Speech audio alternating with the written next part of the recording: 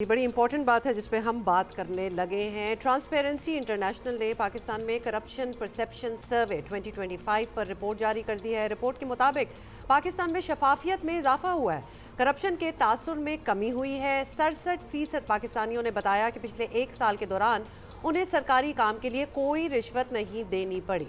अब जरा खुद थोड़ा सा इंट्रोस्पेक्शन करने की भी ज़रूरत है। Ask yourself as well. 60% पाकिस्तानियों ने तस्लीम किया कि मौजूदा हुकूमत ने मुल्की मईशत को मुस्तहकम किया और FATF की जो ग्रे लिस्ट है उससे निकाला। दीज आर द फैक्ट्स जो आपके सामने हैं। 57% ने कहा कि उनकी क़ुव्वत ख़रीद में कमी हुई है। 43% ने कहा कि उनकी क़ुव्वत ख़रीद बढ़ गई है। तो ये दोनों साइड बाय साइड भी चीज़ें चल रही हैं। साथ ही ट्रांसपेरेंसी इंटरनेशनल पाकिस्तान के मुताबिक बदउनवानी के तासुर में पुलिस सरे फहरिस्त है और टेंडर और प्रोक्योरमेंट दूसरे, अदलिया तीसरे, बिजली और तवानाई चौथे और सेहत 5वें नंबर पर है।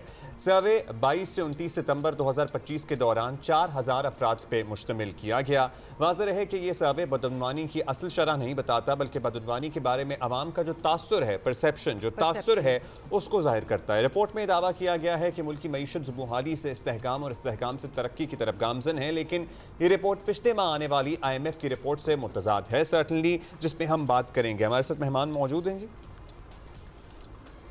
वफाकी वज़ीर इत्तलात अता तारड़ साहब हमारे साथ मौजूद हैं। अता साहब, ये बात हकीकत है कि हमारी मईशत में स्टेबिलिटी आई, ग्रे लिस्ट से भी हम निकले और परसेप्शन अब बेहतर बताई जा रही है इस रिपोर्ट के मुताबिक। लेकिन एक है परसेप्शन जो कि इम्पॉर्टेंट होती है, लेकिन हकीकत उससे ज़्यादा अहम होती है। और हकीकत ये भी है सर कि IMF की जो गवर्नेंस और डायग्नोस्टिक रिपोर्ट आई थी, जो 3 महीने बाद IMF के कहने पर मिनिस्ट्री ऑफ फाइनेंस ने जारी की, उसमें यह हकीकत बताई गई कि हमारी GDP का 6.5% करप्शन और एलीट कैप्चर की नज़र होता है। बहुत शुक्रिया जी। मैं थोड़ा सा ज़रा इस पे कंसेप्चुअल क्लैरिटी देना चाहूँगा कि ये जो सर्वे आया है ट्रांसपेरेंसी इंटरनेशनल का, इसमें जो एक बहुत बड़ा सैंपल साइज था वो पूरे पाकिस्तान में स्प्रेड आउट था। तो जब लोगों से पूछा गया कि पिछले एक साल में क्या आपने किसी भी पब्लिक सर्विस के लिए कोई रिश्वत दी है, तो 66% ने कहा कि नहीं। तो तासुर का मतलब ये है कि जब एक लार्ज चंक ऑफ पॉपुलेशन ये कह रही हो कि जी हमें किसी ने रिश्वत नहीं मांगी किसी भी पब्लिक सर्विस के लिए, विच मीन्स कि मुल्क के अंदर ट्रांसपेरेंसी और मेरिट जो है वो इम्प्रूव किया है। इसी तरह अगर आप इकोनॉमिक रिकवरी की बात करें, मुआशी इस्तेहकाम की बात करें, आपको याद होगा कि डिफॉल्ट की बातें हो रही थी, लोग डिफॉल्ट के हवाले से यहाँ पे शर्तें लगा रहे थे। अल्लाह ताला का करम है कि we come a long way और हम इस्तेहकाम से अब ग्रोथ की तरफ जा रहे हैं। तो इसमें 60% लोगों ने ये कहा कि IMF के तहत जो रिफॉर्म्स हुए और जो हम फैटिफ की ग्रे लिस्ट से निकले, उसकी बदौलत इकोनॉमिक रिकवरी हुई और माशी इस्तेहकाम आया है। तो ये लार्जली बहुत पॉजिटिव सर्वे है और ट्रांसपेरेंसी इंटरनेशनल के अपने इसके SOPs होते हैं, अपने क्वेश्चनर्स होते हैं और अपने साइंटिफिक प्रोसीजर्स होते हैं। ये जो परसेप्शन सर्वे होता है इसके लिए, एक तो ये बात हो गई। देखिए, दूसरी बात ये है कि जो IMF की रिपोर्ट आई थी, गवर्नमेंट ने वो कमीशन की, क्योंकि स्ट्रक्चरल रिफॉर्म्स जो चल रहे हैं। और देखिए, कल जो IMF का प्रोग्राम अप्रूव हुआ है उसके तहत IMF ने आपके स्ट्रक्चरल रिफॉर्म्स की तारीफ की है। और जो वजीर आजम ने FBR के अंदर रिफॉर्म्स किए, फॉर एग्जाम्पल जो फेसलेस अप्रेजमेंट है कि इंपोर्ट एक्सपोर्ट के लिए आपको अब किसी अफसर से इंटरेक्ट नहीं करना पड़ेगा, वो कंप्यूटराइज्ड है और किसी के पास ये हक ही हासिल नहीं कि वो किसी से राब्ता करके कोई रिश्वत मांगे। इसी तरह ऑनलाइन पोर्ट डिलीवरी है। इसी तरह कस्टम्स के अंदर जो ऑफिसर्स की पोस्टिंग्स हैं वो मेरिट पे हो रही हैं। डिजिटल इनवॉइसिंग है। मैं आज एक टेस्ट केस है, मेरे पास एक बंदा आया, उसने कहा जी FBR में मेरी सिफारिश कर दें पोस्टिंग के लिए। मैंने उससे कहा कि मैं सिफारिश करूंगा तो मुअत्तल हो जाओगे। उसने कहा कि आप वजीर हैं, आपके कहने पे मैं मुअत्तल हो जाऊंगा, ये हो नहीं सकता, मेरा फोन कर दें।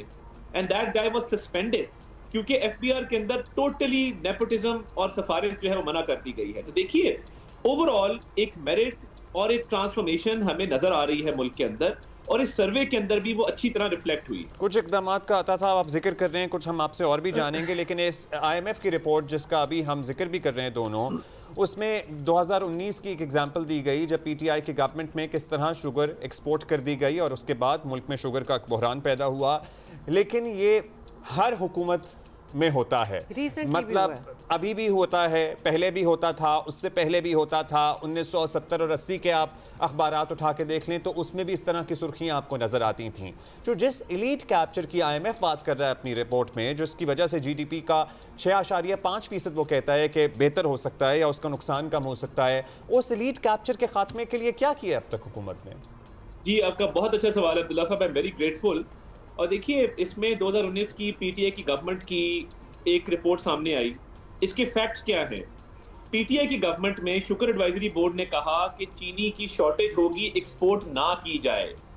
हमारी एक्सपोर्ट में और उनकी एक्सपोर्ट में ये फ़र्क है कि जब हमने एक्सपोर्ट की तो चीनी सरप्लस थी, एक्सेस में थी और वाफिर मिकदार में मौजूद थी। जब उन्होंने की तो शुगर एडवाइजरी बोर्ड कह रहा था कि जी मत करें।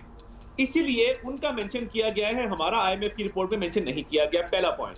दूसरी पॉइंट ये है कि गवर्नमेंट आहिस्ता आहिस्ता डीरेगुलेशन की तरफ जा रही है और वजीर आजम साहब ने उनकी अपनी निगरानी में, हालांकि प्राइस कंट्रोल सूबों का मामला है, उसके बावजूद प्राइम मिनिस्टर ने फुल क्रैकडाउन करवाया, लोग अरेस्ट हुए, जो होल्डर्स थे उनके खिलाफ एक्शन लिया गया, मिल्स को सील किया गया। अब चीनी की एक बोरी जो किसी मिल से निकलती है वो क्यूआर कोड उसके ऊपर है, उसको ट्रैक एंड ट्रेस किया जा सकता है और होल्डिंग का सवाल ही पैदा नहीं होता। जिधर 10 बोरियां भी इजाफी पड़ी थी वो मिल्स भी सील हुई, बड़े बड़े इन्फ्लुएंशियल लोग उसमें गिरफ्तार भी हुए और आपने देखा कि जो एक तो कहा जा रहा था कि चीनी की कीमतें काबू में नहीं आएंगी, चीनी की कीमतें नीचे आईं और स्टेबल रहीं। और इस माफिया से जान छुड़ाने के लिए बिल्कुल एक्सपोर्ट की गई, मगर that was for price stability, क्योंकि इनकी होर्डिंग और इनकी ब्लैकमेलिंग में हुकूमत नहीं आना चाहती थी।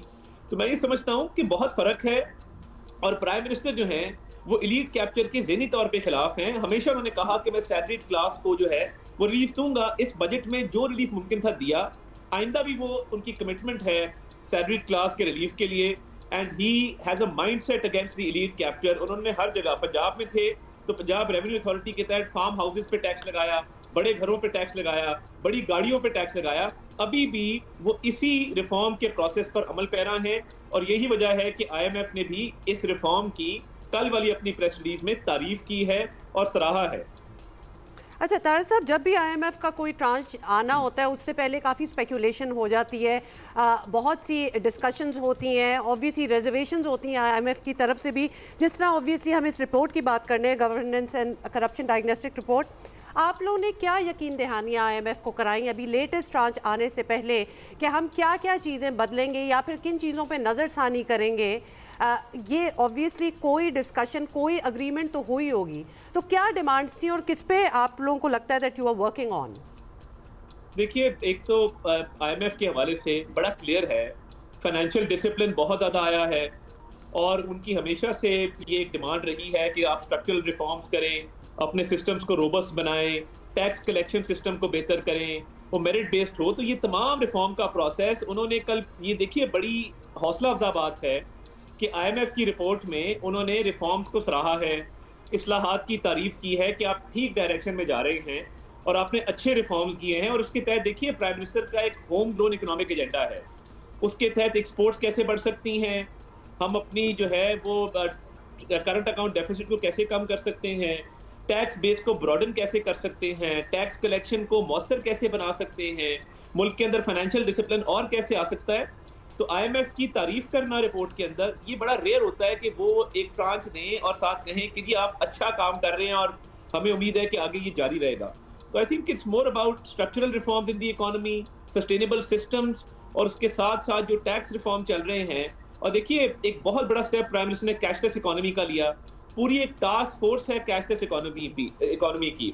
कैशलेस इकोनॉमी से ये होगा कि जब हम कैशलेस इकोनॉमी की तरफ जाएंगे, शफाफियत आएगी, because account to account transaction होंगे, कार्ड्स का इस्तेमाल ज़्यादा होगा, ऑनलाइन सिस्टम्स का इस्तेमाल ज़्यादा होगा, क्यूआर कोड का इस्तेमाल ज़्यादा होगा। वो एक बड़ा बेहतरीन सिस्टम जा रहा है और हमारी उम्मीद है कि प्राइम मिनिस्टर ने जिस तरह लीड ली है कैशलेस इकोनॉमी पे, तो मुल्क के अंदर जब कैशलेस इकोनॉमी आएगी, ब्लैक इकोनॉमी काउंटर होगी, अनडॉक्यूमेंटेड इकोनॉमी काउंटर होगी।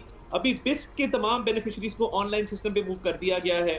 तो देखिए ये cashless economy is a great initiative और इससे भी ट्रांसपेरेंसी भी बढ़ेगी और रिफॉर्म्स में भी बेहतरी आएगी। अच्छा, ज़ाहिर है ट्रांसपेरेंसी इज़ इम्पॉर्टेंट एंड अगर परसेप्शन है तो वो आम है, लेकिन एक ज़िंदा मिसाल आपके सामने अभी आई। कल परसों से बड़ा ज़ेर गर्दिश है एक टॉपिक, NCCIA जो इदारा बनाया गया था जिसने लोगों की जेन्युइन प्रॉब्लम्स को हल करना था, जो ख़वातीन हरासमेंट का शिकार हैं, जो सहाफ़ी हिरास होते हैं, जो एक्चुअली ब्लैकमेल हो रहे हैं, उनको हल करना था। वहाँ पे एक यूट्यूबर हैं Sadur Rahman as known as Ducky Bhai, उनका जो केस सामने आया और फिर हम ये मानते हैं और हमने यहाँ पे डिस्कस भी किया कि उन अफसरान के खिलाफ कार्रवाई हुई, घेरा तंग हुआ, लेकिन किस तरह सिस्टमैटिकली इस्लामाबाद से लेकर लाहौर तक ये गैंग लिटरली काम कर रहा था सिर्फ करप्शन करने के लिए, करोड़ों रुपए बटोरने के लिए from this YouTubers are rich across the globe. ये सिर्फ हमारे यहाँ का फिनोमेना नहीं है।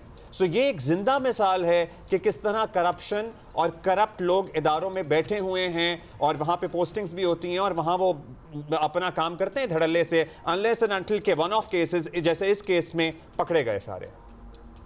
देखिए, एक तो NCCI एक नया इदारा था जो डकी भाई के साथ हुआ, वो उस पर बहुत अफसोस है।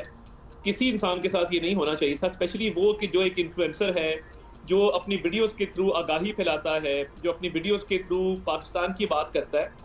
तो सबसे बड़ी बात यह है कि इसके होने के फौरन बाद हमने it wasn't brushed under the carpet. जैसे ही ये रडार पे आया, इस पे मिलिट्री अथॉरिटीज़ ने, इस पे गवर्नमेंट ने, सब ने एक स्ट्रिक्ट एक्शन लिया और स्ट्रिक्ट एक्शन लेते हुए इस पर भरपूर तरीके से उन लोगों के खिलाफ कार्रवाई की और एक हाई लेवल इंक्वायरी इनिशिएट हुई और इसको पब्लिक भी किया गया। तो देखिए, हमारा तो ये एक नस्बुल ऐन है कि जहाँ पे कोई ऐसी चीज़ पॉइंट आउट हो और ऐसी चीज़ें पॉइंट आउट होती हैं तो उसको खुद सामने लाया जाए और लोगों को बताया जाए कि जी हमने ये कार्रवाई इनके खिलाफ की है और इनकी आइंदा किसी के साथ नहीं होगा। और ये टेस्ट केस है, आप देखेंगे इंशाल्लाह ताला इसमें एग्जाम्पल सेट किया जाएगा, क्योंकि प्राइम मिनिस्टर की और तमाम इदारों की पॉलिसी है ओपननेस की, कि हमने जहाँ पे कोई ऐसा मामला आए उस पर फौरी तौर पे एक्शन भी हो, उसका सिदेबाब भी हो और जो विक्टिम है वो कॉम्पनसेट भी हो और इंश्योर किया जाए कि दोबारा ना हो। मैं आपको थोड़ी याद साहब, इनमें से कुछ लोगों के ताने बाने, ब्लास्फेमी बिजनेस आपको पता होगा एक इन्वेस्टिगेटिव स्टोरी थी बंदुरानी साहब की, दीगर लोगों ने भी इस पे काम किया, उससे भी जुड़ते हैं। और विक्टिम कॉम्पनसेशन की भी आपने बात की है, जो 6 महीने 3 महीने इनके हत्थे चढ़ गया हो, वो वहां से निकल भी आए, तो क्या कॉम्पनसेशन होगी फिर? देखिए, हम पूरी तरह से उनसे राब्ते में भी हैं। He will be duly compensated as per his desire। और देखिए, एक वक्त था कि एक मुल्क का प्राइम मिनिस्टर था जो खातून के रेप के ऊपर ये कहता था कि वो घर से बाहर क्यों गई थी और उसने क्या पहना हुआ था, और ये भी कहा था कि मैन आर नॉट रोबोट्स। एक वो रवैया था। हमें वो वक्त भी याद है कि जब हज़ारा कम्युनिटी की बॉडीज बाहर पड़ी रही थी कई कई दिन और वज़ीर आज़म जिद में वहाँ नहीं गए थे और उनको भी उन्होंने जो है वो ब्लैकमेल किया था। देखिए, हमारी पॉलिसी ये है कि हम विक्टिम के साथ हैं, विक्टिम की कॉम्पनसेशन के लिए बात करेंगे, विक्टिम की हक की बात करेंगे और विक्टिम के साथ हर तरह का ताबन जो है वो एक्सटेंड करेंगे। जिस तरह के मैन आर नॉट रोबोट। अच्छा, अता साहब, आप एक हमारे और साथ चीज़- है ही मौजूद और आप हमें कम टाइम देते हैं, तो लेकिन हमारे तार पास साहब, सवालात कुछ और भी हैं। बहुत से सवाल हैं। जैसे कि तार साहब, अभी हम IMF की रिपोर्ट की भी बात कर रहे हैं और IMF का जब भी जिक्र होता है तो इस्लाहात की बात होती है और सारी बात FPR पे चली जाती है और फिर क्या होता है, जो ऑलरेडी टैक्स दे रही होती है आवाम, उस पर मजीद टैक्स आ जाता है। ये इस्लाहात की मद है, वो क्यों नहीं आगे बात जाती? जैसे दीगर और भी महकमे हैं, इदारे हैं, पुलिस फॉर वन, हम एग्जांपल आपको दे रहे हैं, इस्लाहात की ही बात हो रही है, तो और जगह क्यों नहीं जाते हम? देखिए, इस मुल्क के अंदर एक पैराडाइम शिफ्ट हुआ थ्रू टेक्नोलॉजी, और शहबाज शरीफ साहब जब चीफ मिनिस्टर थे, सेफ सिटी लेके आए, फोरेंसिक लैब लेके आए, जिसके थ्रू हमने क्राइम को, टेररिज्म को काउंटर किया। अब FPR के अंदर भी वही टेक्नोलॉजी लाई जा रही है और पंजाब में मरीम नवाज शरीफ साहब भी टेक्नोलॉजी के तहत काम कर रही है, रिफॉर्म्स लेके आ रही हैं। FBR का जो रिफॉर्म है वो फोकस है टेक्नोलॉजी के ऊपर। देखिए, जब टेक्नोलॉजी आएगी कोई टैक्स इवेड नहीं कर सकेगा। जब आप कहेंगे कि टैक्स, हमने अभी देखे प्राइम मिनिस्टर ने कहा कि जो टैक्स रिटर्न्स हैं आप दोनों भी फिल करते हैं, मैं भी करता हूँ, हम हर साल फिल करके उसको फिर फाइल करते हैं। उन्होंने कहा इसको ऑनलाइन ले जाएं और सिंप्लीफाई कर दें कि जो तनख्वाहदार आदमी है वो कागजों का पलंदा फिल ना करे, वो कोई 25 सफ़े फिल ना करे। अगर उसकी सिर्फ सोर्स ऑफ इनकम तनख्वाह है तो 2 पेजेस या 1 पेज के ऊपर आसानी से वो फिल कर सके। ये एक स्टेप था लोगों को इनकरेज करने के लिए कि लोग अपनी टैक्स रिटर्न्स टाइमली फाइल करें और मौसर तरीके से करें। और देखिए, जो डिजिटल इनवॉइसिंग है, पंजाब में मुझे याद है वज़ीर आज़म जब वज़ीर आला थे तो रेस्टोरेंट्स और कैफेज के अंदर उन्होंने एक स्कीम निकाली कि अगर आपको कच्ची रसीद देगा, आपने डिमांड करनी है कि मुझे जो है वो प्रॉपर रसीद इसकी चाहिए, जो कंप्यूटर जनरेटेड है, जिसका एफबीआर के अंदर रिकॉर्ड मौजूद है, अदरवाइज आप रिपोर्ट करें, तो उसका उन्होंने इंसेंटिव रखा था। ये छोटे छोटे स्टेप्स होते हैं। और देखिए इस मुल्क के अंदर एक कल्चर बन गया है कि टैक्स ना देना और फिर कहना कि जी देखिए जी एफबीआर बड़ी ज्यादती करता है। देखिए एफबीआर को भी उन्होंने कहा है कि वो अपना रवैया ठीक रखें, बिजनेसमैन के साथ, बिजनेस कम्युनिटी के साथ, ताजरों के साथ, और उनके साथ मिलजुल के रिफॉर्म्स को इम्प्लीमेंट करें। बट ये जो मैं आपको रिफॉर्म्स बता रहा हूँ, सिंप्लीफाइड टैक्स रिटर्न्स हो या डिजिटल इनवॉइसिंग हो या वो पोर्ट सिंगल पोर्ट डिलीवरी हो, चलिए ऑनलाइन अब वर्किंग डिलीवरी हो, ग्रुप्स भी बनाए गए पेमेंट हो। हैं। तारड़ साहब अब जरा सियासत पे आ जाते हैं। बताएं आप पख्तूनख्वा में गवर्नर राज लगवा रहे हैं? देखिए गवर्नर राज की स्पेस तब पैदा होती है जब गवर्नेंस के लूप होल्स हों, गवर्नेंस के गैप्स हों और गवर्नमेंट अपना काम ना कर रही हो। तो ये प्रोविजन जो है फ्रेमर्स ऑफ द कॉन्स्टिट्यूशन ने इसलिए रखी थी कि जब ऐसी जरूरत पेश आए तो इसको इस्तेमाल किया जा सके। अच्छी बात है कि वज़ीर आला सुहेल अफरीदी पिछले दिनों एनएफसी वाले इजलास में आए हुए थे और वो अब कोऑपरेट कर रहे हैं, चीज़ों को देख रहे हैं, अच्छी बात है। मगर ये ऑप्शन हर हुकूमत के पास मौजूद रहती है कि जहां पे लॉ एंड ऑर्डर को कंट्रोल करने में नाकाम रहे सूबाई हुकूमत, जहां पे काउंटर टेररिज्म में नाकाम रहे, जहां पे गवर्नेंस के सीवियर इश्यूज हों, तो वहां पे इसको इस्तेमाल किया जा सकता है। तो देखिए ये एक ऑप्शन है और ये अगर ऑप्शन ये अवेलेबल है तो इसका जवाब भी होगा जब इसको इस्तेमाल किया जाएगा। अभी फिलहाल एक ऑप्शन के तौर पे ये मौजूद है, एक्सरसाइज करते हैं नहीं करते, only time will tell. But देखिए जो प्रोविंशियल गवर्नमेंट भी है, जिस तरह वो जा रही है और जिस तरह इनका देखिए पेशावर के अंदर एक जलसा किया गया, आपकी एडमिनिस्ट्रेशन हो, आपकी पुलिस हो, आपके रिसोर्सेज हो, आपकी प्रोविंशियल गवर्नमेंट, आपकी लोकल गवर्नमेंट हो और पेशावर का ग्राउंड ना भरा जा सके, लोगों ने जो एंटी फौज बयानिया है उसको रिजेक्ट किया है। जो इन्होंने आर्मी चीफ या फौजी अफसरान या शोहदा या इंस्टीट्यूशन के खिलाफ एक बयानिया बिल्ड किया था, उसको रिजेक्ट करते हुए लोग पेशावर के जलसे में नहीं गए। देखिए हम पॉलिटिशियंस हैं, हम एक दूसरे पर तनकीद भी करते हैं, आप मुझ पर करें, मेरी पार्टी पर करें, मेरी पॉलिटिकल लीडरशिप पे करें, हमारा काम है बर्दाश्त करना। बट जब आप कौमी सलामती के इदारों को जो है उनकी हर्जा सराई करते हैं और उनको अपनी पॉलिटिक्स में धकेलते हैं, लोग इसको बड़ा स्मार्टली देखते हैं, लोग बहुत अवेयर हैं अब, और लोगों ने इस वजह से इनकी कॉल रिजेक्ट की, वरना तो वहां पे लाखों बंदा होता पेशावर में। नहीं तो coming back to governor Rajdeep Tarar Tarar साहब, आपने कहा है कि इसके बारे में अभी देखेंगे कि आगे लगना है कि नहीं, व्हाट विल कॉन्स्टिट्यूट, क्या होगा कि आप कहेंगे कि नहीं अब ये गवर्नर राज हम लगा रहे हैं, क्योंकि आप ऑब्वियसली कोई ऐसे जी देखिए एक तो मैंने गवर्नेंस की बात की, मैंने लॉ एंड ऑर्डर की बात की, काउंटर टेररिज्म की बात की। देखिए ये बात रोजे रोशन की तरह आया है कि एक पॉलिटिकल टेरर क्राइम नेक्सस मौजूद है केपीके के अंदर, वो टिम्बर माफिया हो, वो टोबैको माफिया हो, वो ऑयल की स्मगलिंग हो, वो बाकी मामलात हो। वाहिद सूबा है जहां पे नॉन कस्टम पेड गाड़ियां एनसीपी की प्लेट लगा के फिरती हैं, लिखा होता है कि ये नॉन कस्टम पेड है, इस पे कस्टम नहीं पे किया गया, ये स्मगल शुदा गाड़ी है। देखिए ये एक ऐसा निजाम वहां पे बन गया है। 12 साल से इनकी हुकूमत है, इन्होंने क्या रिफॉर्म्स किए? और देखिए केपीके के अवाम बड़े गयूर, बड़े गैरतमंद, बड़े बहादुर अवाम हैं, हमारी हमदर्दी उनके साथ है। मगर क्या पीकेएलआई जैसा एक हॉस्पिटल मौजूद है? क्या रावलपिंडी इंस्टीट्यूट ऑफ कार्डियोलॉजी जैसा एक हॉस्पिटल बनाया है? क्या दानिश स्कूल जैसा कोई स्कूल सिस्टम लेके आए हैं? क्या कोई नई टेक्नोलॉजी लेके आए हैं? क्या उन्होंने टैक्स नेट को बेहतर किया है? Answer is no. Safe city नहीं बना सके पेशावर का, फोरेंसिक लैब नहीं बना सके, सीटीडी फोर्स नहीं खड़ी कर सके, और बातें करते हैं फौज को जिसने उनकी सिक्योरिटी के पूरे सिस्टम को संभाला हुआ है। और रोज हमारे अफसर जवान वहां पे छाते दे रहे हैं, जानों का नजराना पेश कर रहे हैं, ये उनको भी नहीं बख्शते। तो इनको चाहिए कि गवर्नेंस पे फोकस करें और ये नारेबाजी की सियासत और ये जूतियों के नाप देने की सियासत, तस्वीरें साफ करने की सियासत और जो शोराबाजी की सियासत है इसको तर्क करें। जी बिल्कुल कंसर्निंग चीज़ें हैं ये जो सारी आपने पॉइंट आउट की हैं, लेकिन वहाँ की आवाम फिर भी उन्हीं को वोट देती है, तो शायद ये कंसर्न्स डेफिनेटली वैलिड हैं और हम सारों को तो होंगे, लेकिन वहाँ के लोग मैनेज कर रहे हैं इसके बावजूद। देखिए मैं ये समझता हूँ कि इनकी पॉपुलैरिटी केपीके में नीचे जा रही है। उसकी वजह क्या है? इनको मैंडेट मिला है वहाँ पे लोगों की जिंदगी आसान बनाने का। ये ना हो कि ये सूबा इतना पीछे रह जाए कि लोग कल को कंपेयर करें कि जी फलां सूबे में तो ये सहूलियात मुयसर है, तो हमें ये सहूलियात मुयसर क्यों नहीं है। एक टाइम आएगा कि लोग सवाल करेंगे। यही वजह है कि अभी तमाम तर जोर के बावजूद ये अपना जलसा जो है वो कामयाब नहीं कर सके। और देखिए ये बहुत बड़ा बैरोमीटर होता है कि आप जब एक पब्लिक गैदरिंग करते हैं, रैली करते हैं, आप कितने लोगों को इकट्ठा कर सकते हैं। ठीक है मैं अतार समझता हूं साहब, कि आज ये मुलाकात बड़ी- का दिन है। आप ऑल्दो प्रेस कॉन्फ्रेंस में पहले कह चुके थे कि अब मुलाकातें नहीं होंगी, सो कोई उस पर नजरसानी हो रही है, मुलाकात हो सकेगी आज या नहीं हो सकेगी? देखिए, मुलाकात का इन्हिसार मेरी या किसी की ख्वाहिश पे नहीं है। मुलाकात का इन्हिसार कानून और ज़ाब्ते के ऊपर है कि कानून और ज़ाब्ता ये कहता है कि पॉलिटिकल बात नहीं होगी, एंटी स्टेट वहाँ पे कोई ऐसी कंस्पिरेसी नहीं होगी, आप प्रिजनर की वेलबींग पूछेंगे, आप प्रिजनर के लीगल मामलात पूछेंगे। तो जो मुलाकात बंद हुई है वो कानूनी बुनियादों पे हुई है, ना कि किसी की ख्वाहिश पर। देखिए, मेरी ख्वाहिश ज़रूर हो सकती है, मगर ये कानून के मुताबिक है। जिसने वायलेशन की है, इंक्लूडिंग उस्मा खान, मुलाकात की तो कोई 1% भी इम्कान नहीं है। अच्छा, एक सजेशन और आ रही थी कल से, कुछ लोग कह रहे थे कि जी सियासी क़यादत को मिलने दें, बहनें वगैरह तो मिलती रहती हैं और कुछ दीगर सियासी कायदीन मिलें और शायद कोई राह निकल सके, वो इमरान खान साहब को कन्विंस करें जाके, कोई रास्ता निकल सके, तसादुम की फ़ज़ा ख़त्म हो। कुछ वैसी ऑप्शन हो सकती है अगर कोई आपसे रब्ता करे जो हाँ दीगर सियासी कायदीन मिलना चाहें तो कोई मुलाकात की गुंजाइश पैदा होगी?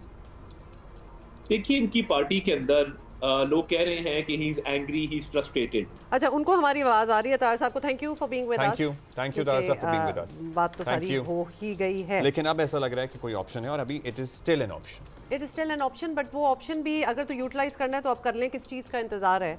वो भी नहीं ये आप सजेस्ट क्यों कर रहे हैं? नहीं सजेस्ट मैं नहीं कर रही, but why is it like a hanging sword? This is like a hang, this It is is a hanging politics, sword.